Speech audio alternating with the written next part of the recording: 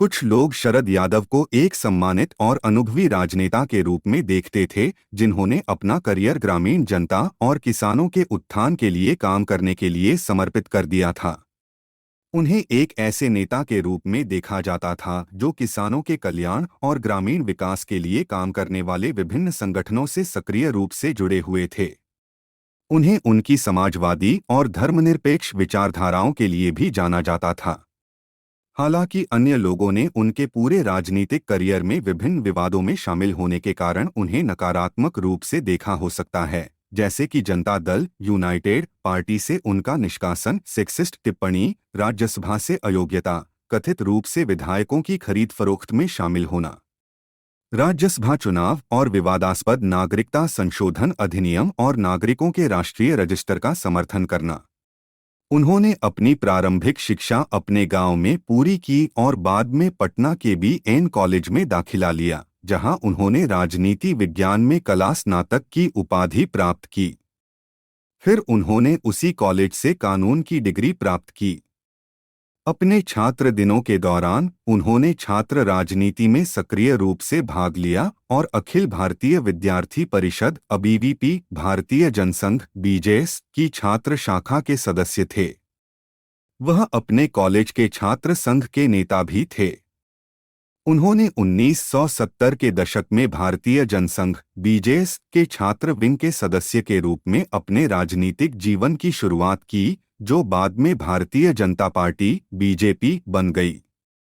वह JP आंदोलन के एक सक्रिय सदस्य बने, जिसका उद्देश्य तत्कालीन प्रधानमंत्री इंदिरा गांधी द्वारा लगाए गए आपातकाल की अवधि को समाप्त करना था और इसका उद्देश्य राजनीतिक व्यवस्था में भ्रष्टाचार के खिलाफ लड़ना भी था।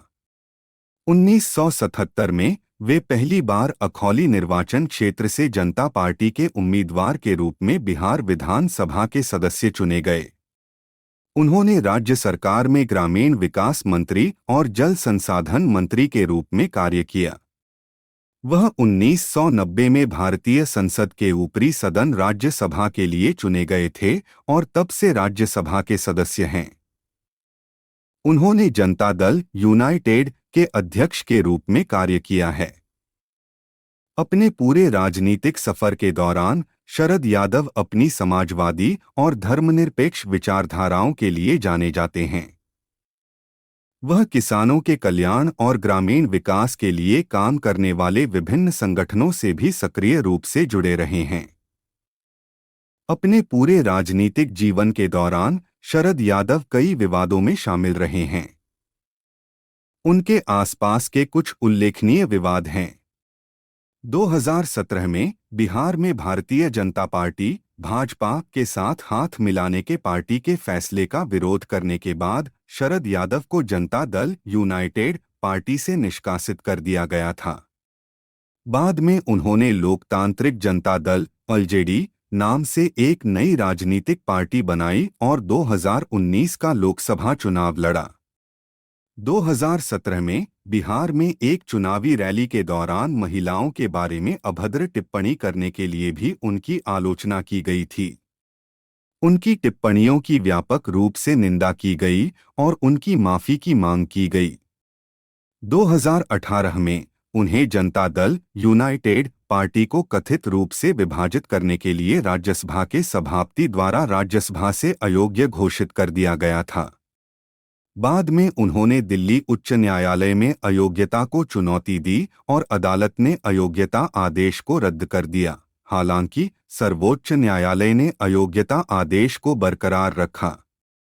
2019 में हरियाणा में राज्यसभा चुनाव के दौरान घोड़ों के व्यापार में उनकी कथित संलिप्तता के लिए विपक्षी दलों द्वारा उनकी आलोचना की गई थी। 2020 में विवादास्पद नागरिकता संशोधन अधिनियम का और राष्ट्रीय नागरिक रजिस्टर NRC का समर्थन करने के लिए विपक्षी दलों द्वारा उनकी आलोचना भी की गई थी। यह ध्यान रखना महत्वपूर्ण है कि ये विवाद निर्णायक नहीं हैं और हो सकता है कि अदालत में सिद्ध न हुए हों। गौरतलब है कि किसी भी राजनीतिक शख्सियत को विवादों का सामना करना पड़ सकता है, लेकिन निष्कर्ष निकालने से पहले स्थिति के संदर्भ और तथ्यों पर विचार करना महत्वपूर्ण है। इसके बावजूद शरद यादव ने भारत में विभिन्न मुद्दों पर राजनीतिक विमर्श को आकार देने में महत्वपूर्ण भूमिका निभाई।